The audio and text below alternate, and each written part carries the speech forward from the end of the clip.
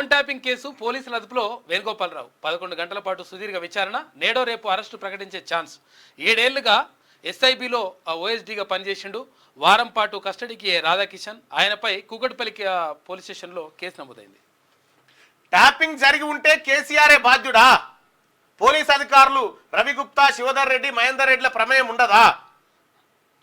Tapping చేయాల్సిన అగాత్యం మాకు లేదు. హీరోయిన్లను బెదిరించాల్సిన అవసరం లేదు. ముఖ్యమంత్రి రేవంత్ రెడ్డి ఓ లీకు వీరుడు. ఆధారాలు బయటపెట్టి దమ్ము లేక లీకులు అడ్డదిడ్డంగా మాట్లాడితే సీఎంను వదల. తప్పుడు ప్రచారాలను లీగల్గా ఎదుర్కొంటా. కడియం దానం పదవులు పోవడం ఖాయం. రేవంత్ మగాడైతే రుణమాఫీ చేయాలి. రాముడికి మొక్కుదాం, బీజేపీని తొక్కుదాం. రాష్ట్రానికి ఏం చేశారని బీజేపీ కోటేయాలి. రేవంత్ గుంపు మేస్త్రి, మోడీ తాపి మేస్త్రి. బీఆర్ఎస్ కు బీజేపీతోనే పోటీ అని చెప్పి కేటీఆర్ అంటా ఉండు. సురేఖ ఎన్ఎం మహేందర్ రెడ్డికి నోటీసులు జారీ చేసి, నీ నోటీసులు ముడి దూడ్చుకుని అవతల వారేస్తాను తప్ప ఎందుకు మనకి రావు. సురేఖమ్మ పంపితే మన బయలుఎత్తిపోయి ఆడబోతుంది. ఇందుకే నీటి కష్టాలపై ఆంధ్రజ్యోతి క్లిప్పింగ్ చూపిస్తున్న కేటీఆర్ అట. నీ ఎండాకాలంలో నీటి కష్టాలు ఇవాళ కొత్తగా ఉన్నాయి.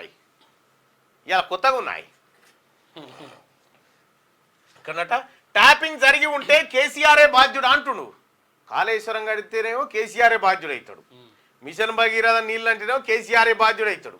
కాకతీయ కేసీఆర్ బాధ్యుడే అవుతాడు. దళిత బంధు కేసీఆర్ బాధ్యుడే అవుతాడు. ఏది రైతు రుణమాఫీకి కేసీఆర్ బాధ్యుడు అవుతాడు. అవిటికి ఈయన బాధ్యుడు, దీనికి మాత్రం ఆయన బాధ్యుడు కాదు అంటాడు. చూడు అట్లా అదే మంది పెళ్లిళ్ళ కాడ మంగళారతి మంచి జరిగితేనేమో వీళ్ళింటి కాడ, లేకపోతే మంది ఇంటి కాడ. వీళ్ళు ఏ టైపో ఎరికేనా అయ్య కొడుకులు ఎవరింటి కాడికన్నా పోయి రేపు మీ ఇంట్లో తద్దినం కానీ అని మొక్కొస్తారట.